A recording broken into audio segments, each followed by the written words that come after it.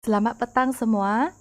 Petang ini cikgu akan terangkan tentang saiz komputer 3770 SPM. Format instrumen pentaksiran saiz komputer 3770 bagi SPM ada dua kertas, iaitu kertas 1 dan kertas 2. Kertas 1 70% dan kertas 2 30% dijumlahkan akan menghasilkan grade SPM yang akan kamu dapat nanti. Kertas 2 ialah ujian bertulis yang diambil seperti kertas SPM yang lain. Ada dua bahagian, bahagian A 50 markah dan bahagian B 50 markah. Dan dijumlahkan menjadi 100 dan convert kepada 70%. Kertas 2 pula terdiri daripada satu soalan sahaja, 100 markah akan ditukar kepada 30 markah. Jadi yang tadi 70 campur dengan 30 ini akan menghasilkan grade SPM. Okay, 70 dengan 30. Ini adalah grade SPM yang akan anda peroleh nanti. Okay, hari ini cikgu akan terangkan tentang format pentaksiran mata pelajaran elektif ikhtisas kerja kursus saiz komputer bagi peperiksaan SPM tahun 2022. Ini adalah kertas header kertas ujian kamu. Cikgu sudah beri dalam grup kan?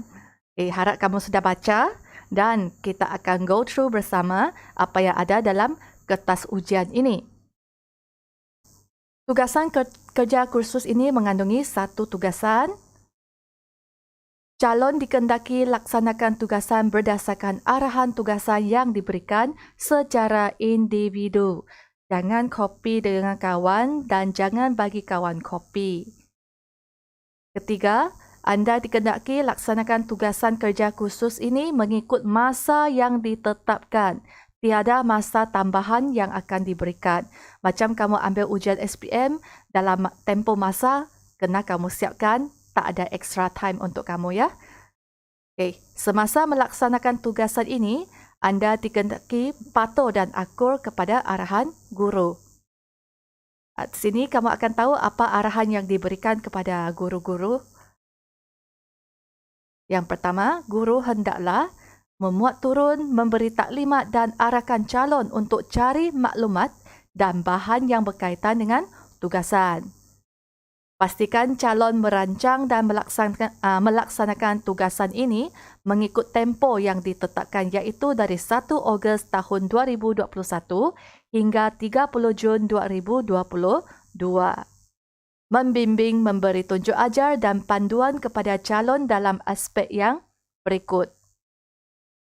Penyediaan jadual kerja, kerangka pelaporan dan senarai semak dan pelaporan.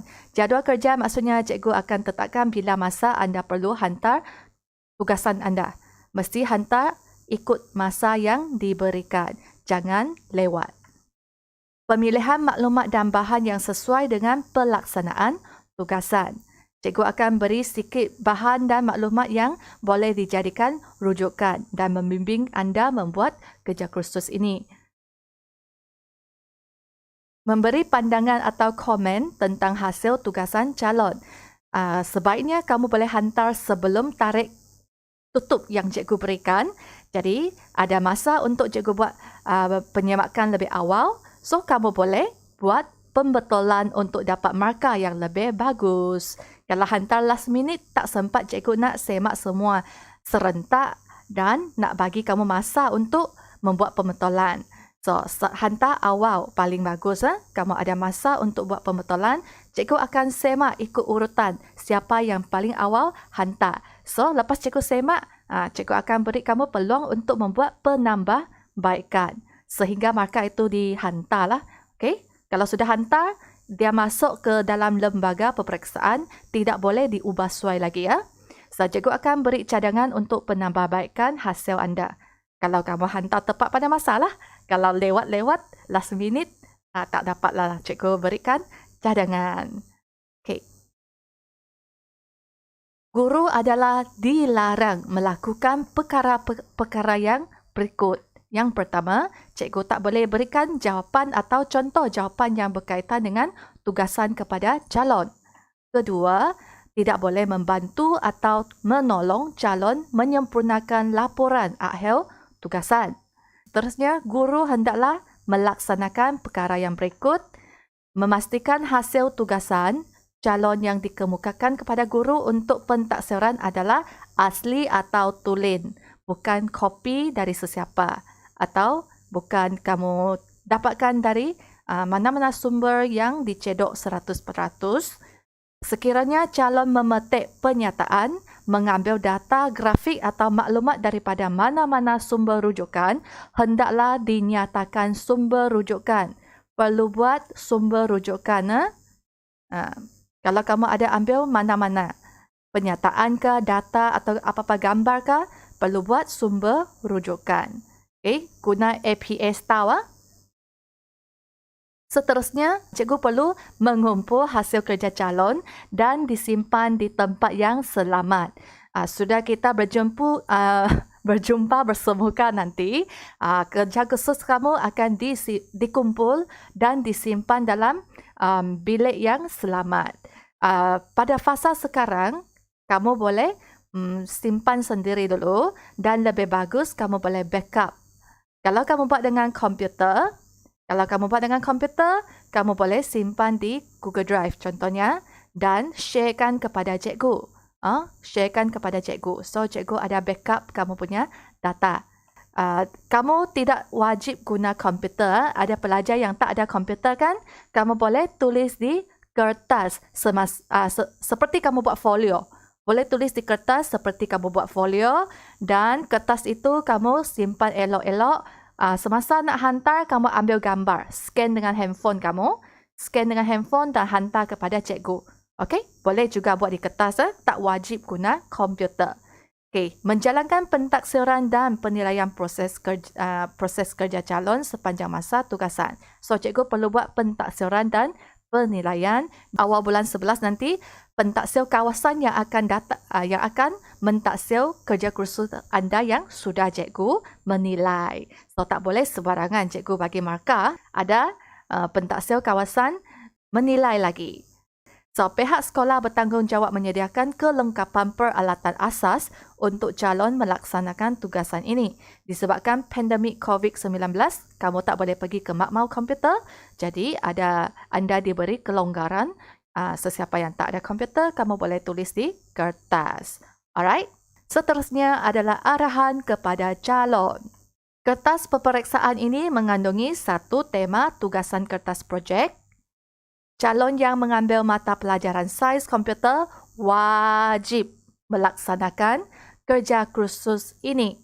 Calon yang tidak melaksanakan kertas projek ini dianggap tidak hadir bagi mata pelajaran sains komputer semasa SPM. Okay? Kalau paper tu tidak buat, kamu dianggap tak hadir. Okay? Calon diberikan masa selama 10 bulan bermula dari 1 Ogos hingga 30 Jun tahun depan untuk melaksanakan kerja kursus ini. Calon hendaklah merujuk dan mematuhi manual tugasan pentaksiran pusat kertas projek terkini sepanjang penghasilan eviden kertas projek. Okey, ini adalah manual itu cikgu sudah beri dalam grup Telegram. Cikgu sudah beri minggu lepas dan cikgu pesan kamu baca lebih awal kan. Okey. Calon hendaklah melaksanakan kertas projek ini secara individu di bawah pengawasan dan bimbingan guru serta tidak ditiru atau meniru mana-mana pihak.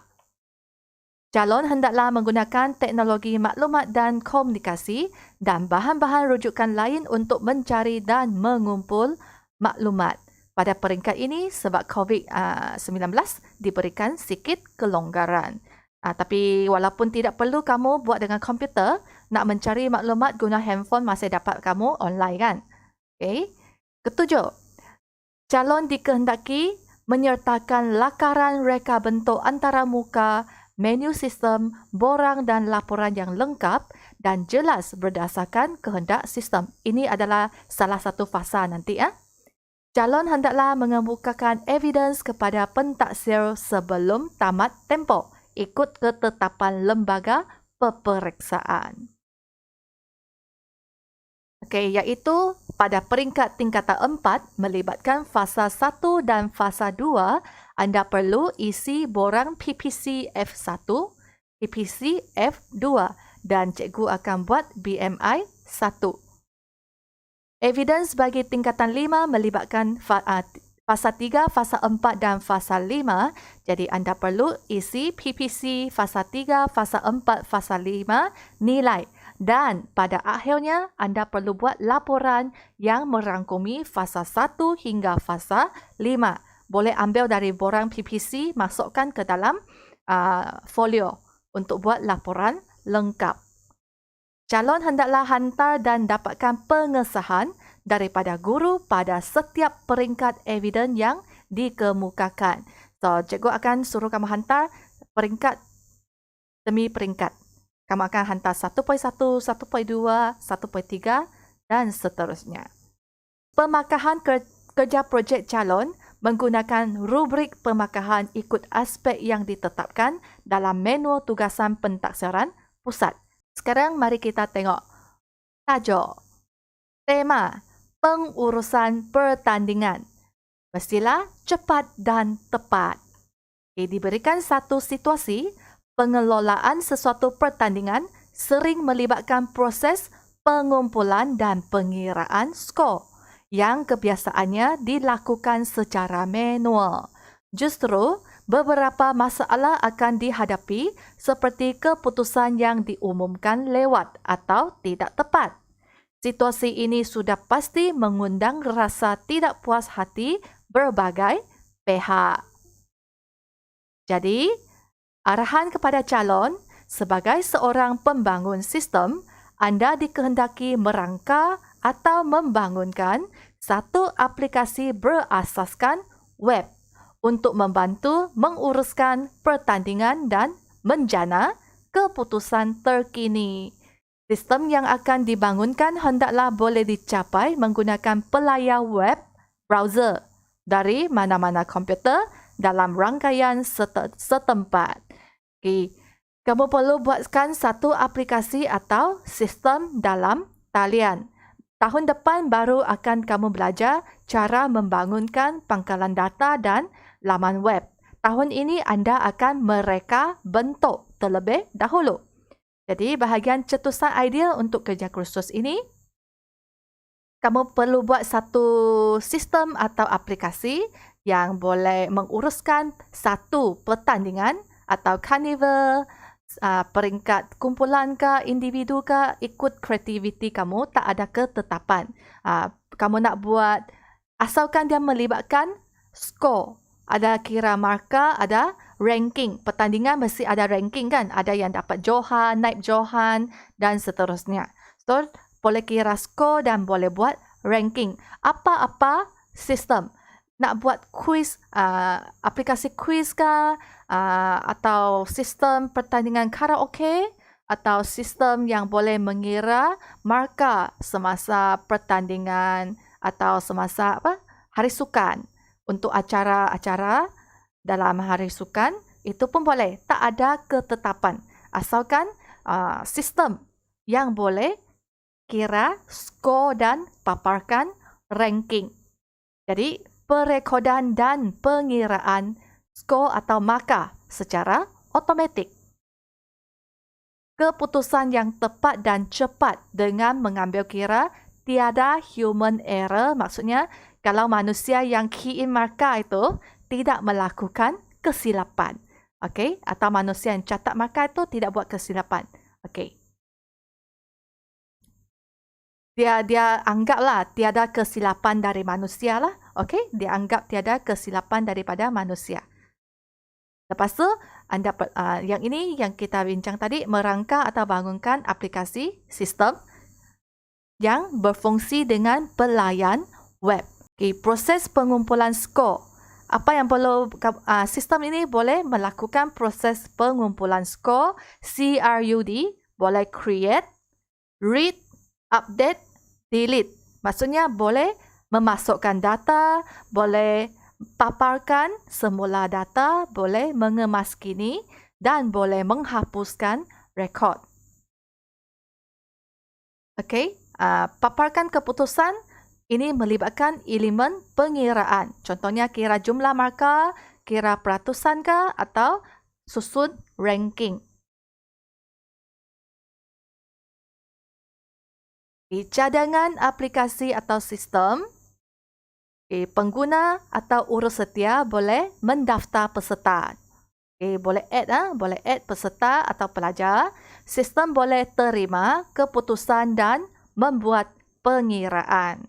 Boleh key in, maka keputusan boleh kira dan boleh susun atau paparkan keputusan berdasarkan pengiraan atau ranking. Ranking ialah dari tinggi ke rendah atau dari rendah ke tinggi lah. Boleh kira, boleh paparkan ranking.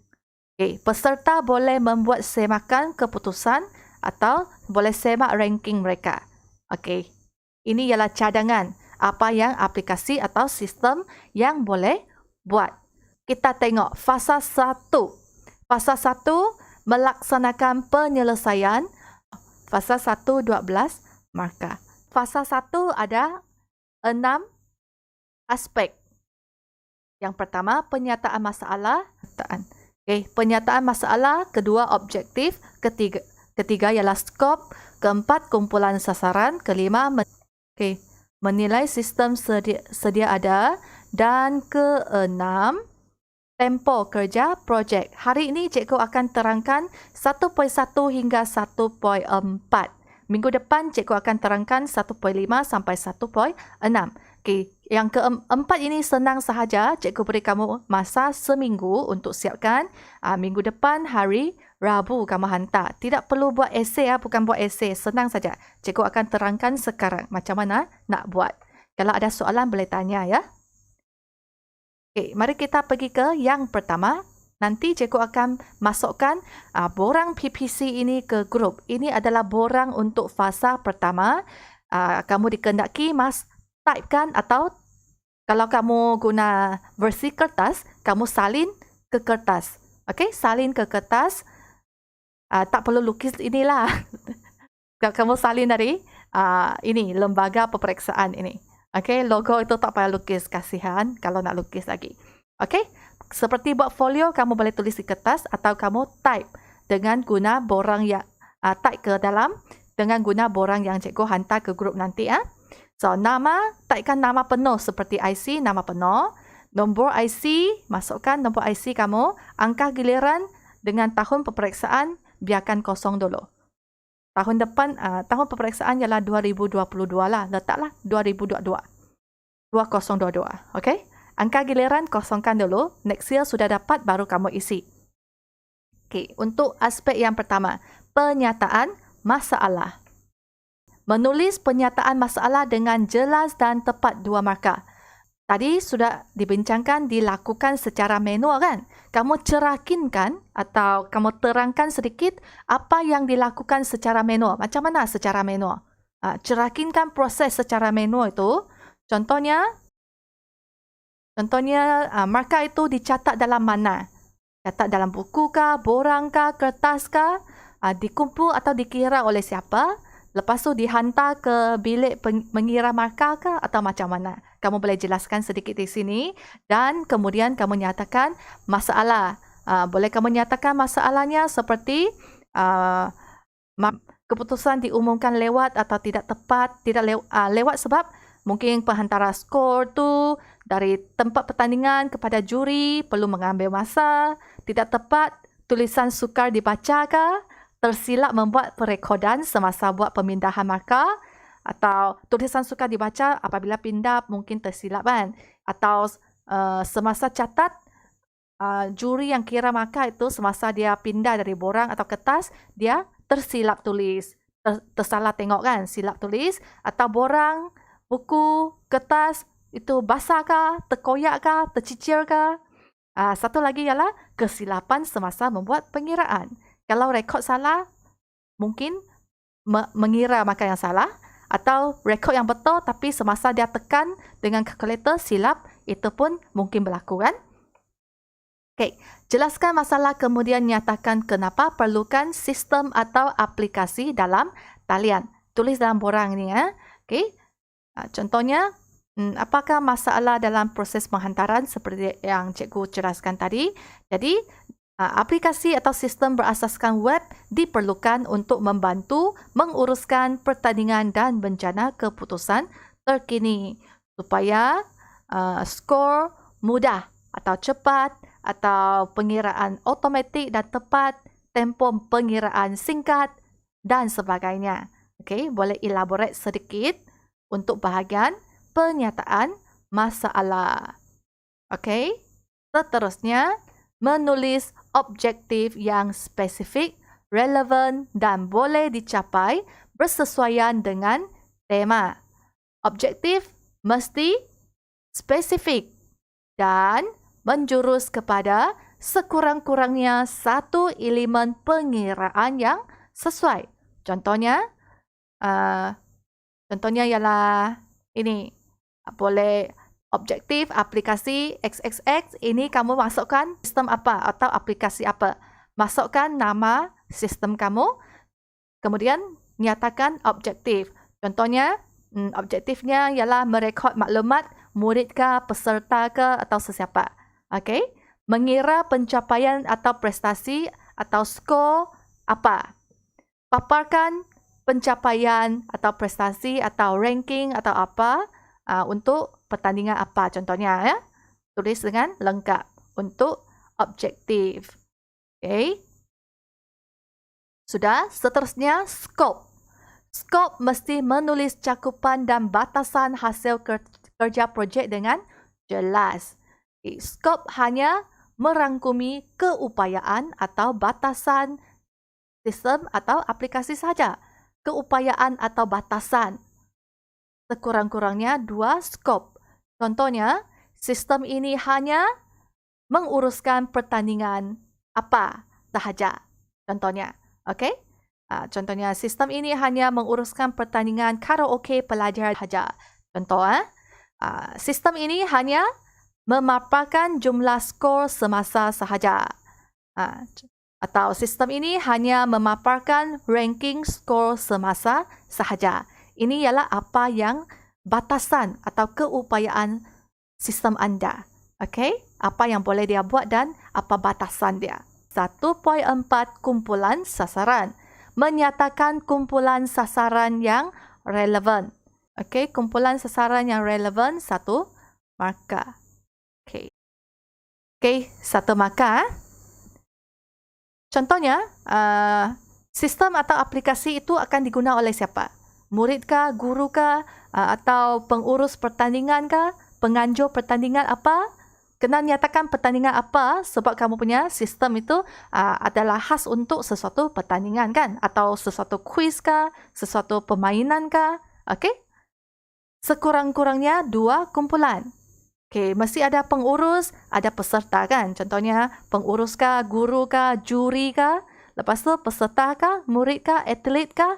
Nyatakan kumpulan sasaran. Kalau kamu punya skop hanya di sekolah, boleh kamu nyatakan dengan jelas pengurus atau guru atau juri di SMK cerdas macam tu. Okey, secara spesifik. Alright. Cikgu terangkan sampai fasa 1.4 sahaja ya. Yang lain selepas kamu siapkan yang ini minggu depan, lepas hari Rabu baru cikgu terangkan fasa 1.5 dengan 1.6. So, dalam beberapa hari ini kamu siapkan ya. So, contohnya ini adalah satu paparan seperti paparan antara muka contohnya. Pertandingan video. Dia ada paparan pertandingan video. So, ini adalah menu. Ini selepas login ada paparan seperti home page. Ini adalah page untuk urus setia atau pentadbir pengurus sistem atau guru. Ikut kamu punya fungsi sistem. Ini peserta kah, murid kah, apa? Ini maklumat contohnya ada hakim, ada juri. Dia nak kirim maklumat dia. Ini ialah penilaian atau masukkan skor. Ini ialah laporan. Ini boleh import senarai nama. Contohnya, ini ialah logout. Okay. Contoh lah, ini contoh sahaja. Tak perlu fikir sampai sini saja. Cikgu bagi kamu tengok satu contoh paparan. Ini adalah contohnya pengurus pertandingan boleh login dengan ID dengan password. Ini kamu akan reka bentuk di fasa 2 paparan dia dan kamu akan buat coding semasa tingkatan 5 fasa ketiga. Alright, ini belum lagi, jangan cemas. Cikgu bagi kamu tengok paparan sahaja. So, untuk sekarang kamu hanya perlu pergi ke ini. Mula dari sini. Mula dari fasa 1.1 penyataan masalah. Jangan besar atau luas. Nanti tak mampu kamu nak buat. Okay? Kamu boleh masukkan yang basic. Lepas tu kalau kamu rasa boleh add on, baru kamu tambah yang lebih advance. Kita buat versi 1.0 dulu.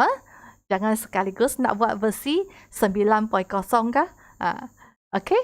Setakat ini ada apa-apa soalan kah? Kalau ada soalan boleh type di ruangan chat. Atau ya, betul Amber. Fasa 2 baru 28 markah. Okay, so ada apa-apa soalan tentang kerja kursus ini? Sebelum kita bersurai. Guna kertas folio lebih bagus lah, lebih kemas nampaknya. Ada kertas folio di rumah? Okey, kalau tak ada kertas kosong, kamu gunakan kertas kajang pun boleh. Janji, tulis dan buat dan hantar. Okey? Jangan nak beli kertas folio, purposely go out. Okey? Stay home, stay safe. Harap kamu semua sehat dan selamat. Boleh kita berjumpa bersemuka pada masa yang akan datang nanti. So, ada apa soalan lagi selain daripada guna kertas apa? Oh ya, tulis dengan pen ya. Tulis dengan pen. Jangan tulis dengan pensel. Ada soalan lagi? Boleh pakai pen merah atau tidak? Kalau kandungannya yang utama lebih baik guna biru atau hitam. Nanti kalau untuk gambar raja atau apa, kamu boleh guna color lain. Lebih baik biru dengan hitam. Apa yang cikgu cakap tadi? Biru hitam kah? Guna biru dengan hitam. Standard color untuk laporan. Sebab nanti cikgu akan tanda dengan pen merah. Nanti pentaksir kawasan akan tanda dengan pen hijau. Kalau kamu guna berwarna-warni untuk typing, nanti susah nak baca. Okey. Bagus soalan. So, guna biru atau hitam. Apa lagi selain daripada itu? Tak ada. Okey. Kalau tiada, kelas kita taklimat kita petang ini sampai sini sahaja. Terima kasih kelas. Okay. Bye-bye.